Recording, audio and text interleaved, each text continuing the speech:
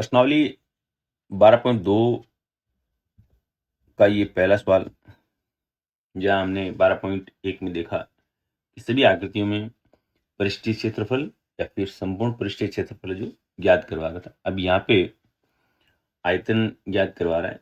प्रश्न क्या दिया हुआ देखो कि एक कोई ठोस एक अर्धगोला पर एक कोई शंकु है, यानी कि अर्धगोला और इसके ऊपर एक कोई शंकु है, जिनकी त्रिज्याएं, इन दोनों की त्रिज्या यानी कि शंकु और अर्धगोले की त्रिज्या एक सेमी है।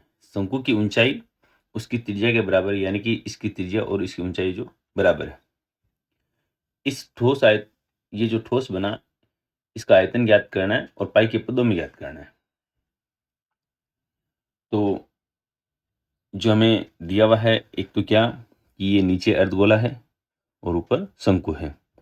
इस अर्धगोले की और इस शंकु की त्रिज्याएं दोनों बराबर दे रखी है और ये त्रिज्या का मान जो वो दिया हुआ 1 सेमी।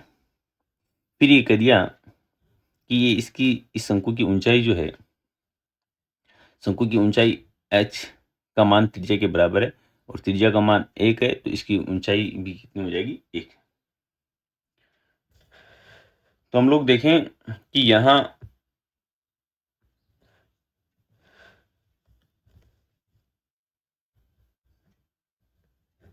अर्धगोले की त्रिज्या r का मान 1 सेमी दिया हुआ है और जो ऊपर शंकु दिया हुआ है उस शंकु की त्रिज्या r का मान भी 1 सेमी है, क्योंकि दोनों की त्रिज्याएं बराबर दे रखी है। फिर लिखा हुआ है कि शंकु की ऊंचाई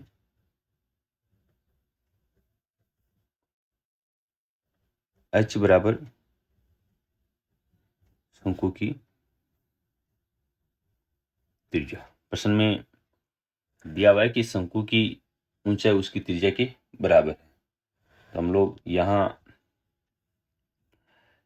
लिखें कि शंकु की ऊंचाई h है, जो शंकु की त्रिज्या r के बराबर है। शंकु की त्रिज्या r का मान जो क्या दिया हुआ है, 1 सेमी, तो इसकी ऊंचाई h का मान भी क्या हो जाएगा, 1 सेमी। अब देखिए, हमें इस आकृति में अर्धगोला और शंकु, इन दोनों का आयतन ज्ञात करना है और दोनों का आयतन ज्ञात करने के लिए हमें सूत्र काम में लेना है। यहाँ अर्धगोला और शंकु जो है, इनके आयतनों को अगर हम लोग जोड़ दें तो इस ठोस का कुल आयतन ज्ञात हो जाएगा। हम लोग लिखें ठोस आकृति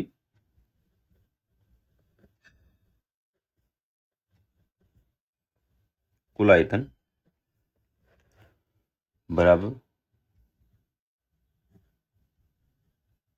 अर्धगोले का आयतन प्लस शंकु का आयतन। ये जो अर्धगोला है, इसका आयतन जो हो जाएगा अपना 2/3 पाई r क्यूब प्लस शंकु का आयतन है वो 1/3 पाई r स्क्वायर h।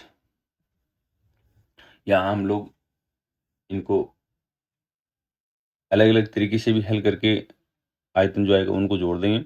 अदरवाइज हम लोग इनमें कॉमन लें तो यहाँ 1/2/3 है, तो यहाँ 1/3 और यहाँ पर भी 1/3, 1/3 कॉमन आ जाएगा। यहाँ पर पाई है और यहाँ पर भी पाई है, पाई कॉमन ले लें। r क्यूब और r स्क्वायर, तो यहाँ r स्क्वायर कॉमन आ जाएगा। फिर हम लोग देखें कि इसमें एक तो 2 बच गया, एक यहाँ r क्यूब है, हमने r स्क्वायर लिया है, तो यहाँ एक तो 2 बच गया, एक r बच गया, बीच में निशान प्लस का। इसमें से 1/3 ले लिया, पाई ले लिया, r स्क्वायर ले लिया, केवल h बचा है। अब देखो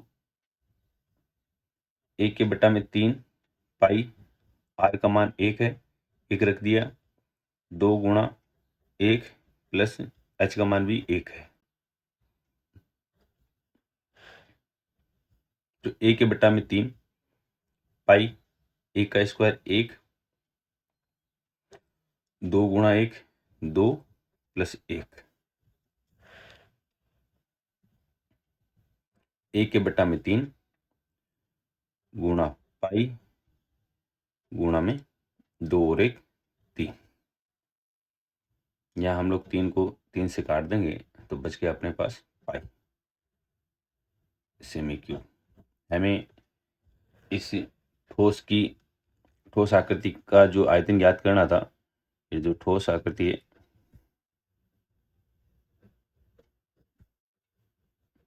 इसका कुल आयतन क्या आ गया, पाई घन सेमी आ गया।